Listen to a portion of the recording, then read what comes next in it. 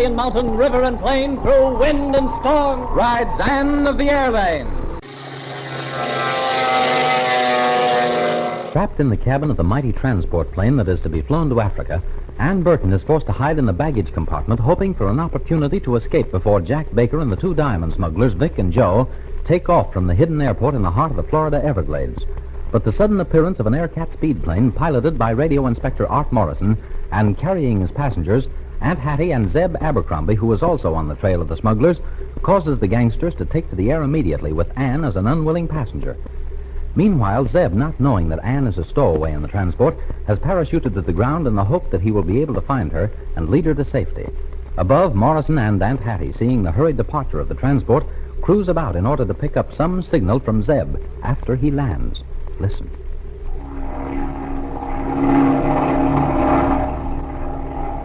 Well, now that the transport is out of sight, I think I'll wheel back over that place it took off. See anything of Zeb, Aunt Hattie? Yes, he's down there. Oh, he must have landed in that clearing. Oh, now I can't see him anymore. I'll keep that left wing down and circle, and you can watch him. How's that? I can see him now. Yeah. Oh, he's having trouble with the parachute. Seems to be tangled up in the rope. Lucky for him there's no wind today, or that chute would have him all over the clearing. Is he loose yet? There, yeah. He seemed to burst loose all of a sudden. He probably got mad and cut his way out. Still see him? Yes, he found a trail of some sort. He's going towards the place where the airship took off. We might as well fly over that place. I still don't see how they took off from that lake. We know that Jack must have an enormous supply of gas, and that transport is certainly no amphibian. A what? An amphibian. An amphibian plane is one that's equipped with both pontoons and landing wheels, so that it can land on either water or land. And I'm sure that the interstate ship didn't have pontoons when it took off. No, but Mr. Hart, those, I think they call them clipper ships. They're not equipped with pontoons, and they can fly off the water. Say, you may have the answer there. Oh, there's that little lake again. And it isn't at all far from the trail of road that Mr. Zeb was on. Oh, I don't see why Anne couldn't have found that road easily enough. Well, when you get down there, Aunt Hattie, you'll find there's plenty of underbrush and swamp between that road and that lake. See Zeb anywhere? Oh, yes. Oh, he's just a tiny speck. But he's working his way toward the lake. Look, there's the shed where they must have kept the airship, and there's a sort of shack just across the water. Well, I don't know just what good we can do here. We haven't any way to land on that water. I suppose Zeb will get back to the road and make his way back to the emergency field like he did before. But, Mr. Art, couldn't we land on one of those open spaces? Hardly. Most of those open spaces are very swampy. Our landing gear would bog right down to the fuselage. Oh, then I suppose we might as well drop some sort of a note to Mr. Zeb so he can bring Anne right straight to the field. That is if he finds her. Say, isn't that someone coming out of that barn or shed or whatever it is? It looks like it. Oh, no, it's some sort of an animal.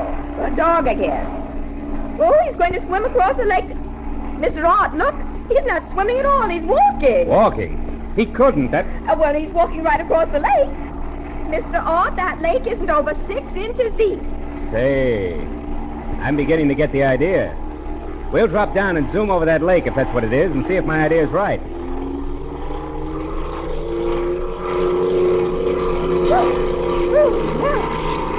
It certainly took my breath away. The way you dropped down. Yes, and certainly scared our little friend the dog.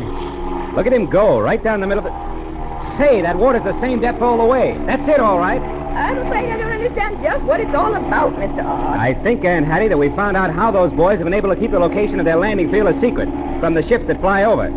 I'll bet that under that water is a concrete runway. But how are you going to tell? Well, I'm just sure enough of it to try a landing.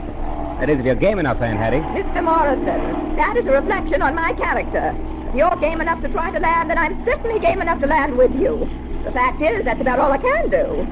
Knowing that Anne's somewhere around here, hurt for all we know. I hardly think she's hurt, Aunt Hattie. Remember that radio message from headquarters saying that they heard her over the plane's transmitter not very long ago? No, she's probably hiding either in the improvised hangar or in the underbrush. She probably hasn't recognized this plane and is afraid to show herself until she's sure. Yeah, well, we'll know in a minute or two. You don't suppose that gang's left anyone around here to guard the place, do you? Not much to guard when they take off. No, I think we'll find the place perfectly safe. Better fasten that belt. We're not sure about this plane, you know. That's it. Here it is. That wasn't bad at all. That water sure puts the brakes on the wheels. I suppose we might as well taxi right over to that shed.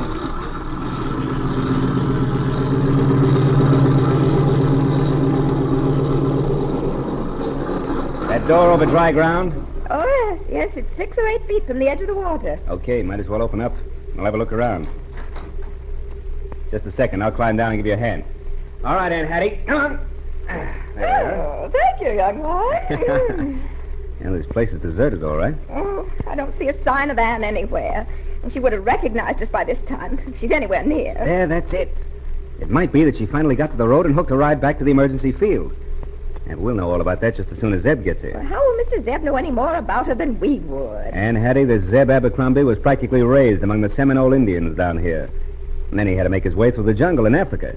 A fellow like that gets so that he can look at a footprint and tell you the height, weight, and age of the person who made it. Oh, why, I thought that only the old Indian scouts and persons like Daniel Boone and Davy Crockett could do things like that. No, we still have men who can read signs just as well as the Indian scouts. The government men use signs to arrive at the same place. But some of these fellas down here can just glance at the print, the twig, or whatever clue it is, and give you the complete history. But while we're waiting for them, we might as well poke around. Suppose we start with the shed, Well, about the only signs here that I can read are that someone must have used a motor car to haul that big airship out of the shed. See? There are the tracks leading right up to the door, and then back to the water. Say, that's all right, Aunt Hattie. And from the looks of it, it must have been a pretty old flivver. They haven't used that tire size for a long time. Wonder what they did with the car. They couldn't have taken it with them, that's certain. But if they had a car, well, then certainly there must be some sort of a road right up to this place. And Anne would have been able to find it in no time. That's right, too. I sure don't see any road leading through that underbrush. Hope I can move this door. Oh, my, what a dark, dismal old place. But there's a floor in it, thank goodness. Lucky I brought this pocket flashlight. Yeah, here's where they kept the transport, all right. They sure never figured on a ship as big as that. From the place where the wheels stood, I'd say that tail must have been out in the open. Isn't that a back door over there? I think so. Wonder if it's been open in the last year or so. Well, it certainly doesn't open like a door that's been closed for any length of time. As a woodsman, you're doing all right, Aunt Hattie. You're right. This door's been used, and recently, too. And there are footprints leading up to and away from it. They go right out into the swamp. And their hands. I'd know that kind of a heel anywhere. There's several lines of them, so I can't tell much about them. We might start following them and see if we can... Oh, maybe it might be well to wait for Mr. Zeb. We might erase something that would tell him a lot. It might be best. They ought to be here any minute. We could take a look at that shack and that shed that's built alongside of it while we're waiting for him. Well, we'll go around the edge of the runway to avoid the water. Oh, here we are.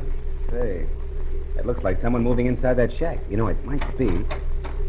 Well, I finally made it. I tried to take a shortcut, but I finally had to get back on the road. Too much mud. Road? Sure, the road. The one that leads up to this place. I'm afraid we haven't found that road yet, Zeb. We couldn't see a place where it leads in here. I'll show you that in a minute. But I was just looking at that cement road underneath that water. Them fellas sure fixed it up so you couldn't spot it from the air, all right. Must have a spring dammed up somewhere to keep water on it all the time. Did you see anything of Anne, Mr. Zeb? Nope, not a sign of where she'd ever been close to the road. But here, I'll show it to you. Come on around to this lean-to on the side of the house. Well, there's the flivver, all right. I still can't see how they got it out of here. Them fellows are sure tricky, all right. The way they've got this road fixed is as cute as a bug's ear. Look here. Look now when I pull down on this rope. Watch that back wall of the lean-to. For the love of Mike, the road leads right out of the back wall of the lean-to. They just pull it up like an awning. And it looks like there must have been another car here since the rain, too. And if you ask me, it was not only a car, but a pretty heavy truck. Nope, look, it was a couple of trucks. And they were both loaded up plenty. They come right through here and turned around on the cement there. You can see where they riled up that muddy film on the cement. But there sure ain't no footprints on that road like a girl might have made. Well, there are plenty of her footprints at the back door of the shed where they kept the airship, and they lead right out into the swamp. And then we'd better have a look at them. You lead the way, Art. Okay, we'll go around the edge of the water here so we don't get our feet wet. What's that piece of paper in the bushes there? There, right over there. Looks like a piece of paper that must have been blown in there and blown in there hard. Maybe during that hurricane the other day. Only that paper hasn't been wet since it landed there. And it rained cats and dogs right after the storm. I'll get it. Here it is. Looks like a note. It is. It's a note that Anne started to write and then stopped for some reason. It says, Jack just left before you. And then stops. Mr. Art, you don't suppose that someone happened to come along? I don't know what to make of it. It looks like she was intending to leave. Yeah, she was intending to leave it on the ship for Jack, which shows that she isn't on the ship herself. Say, Zeb, where did Zeb go? He went around the side of the shed to have a look at the prints back there. Oh, here he comes.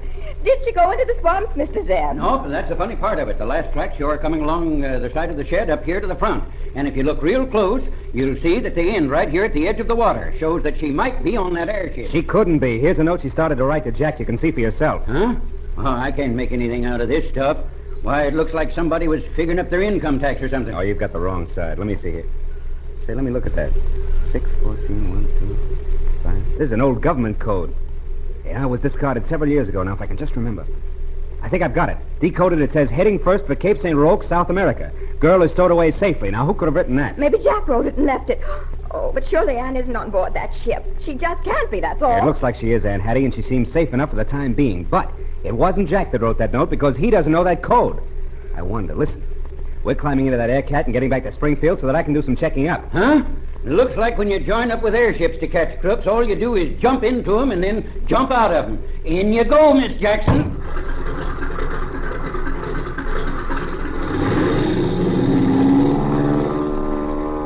A code message written on the back of the note and intended for Jack. Could it be that someone else entered the plane? Meanwhile, back in Springfield, have Pete and Kay, with the help of Bobby, been able to find out any more about the mysterious dock?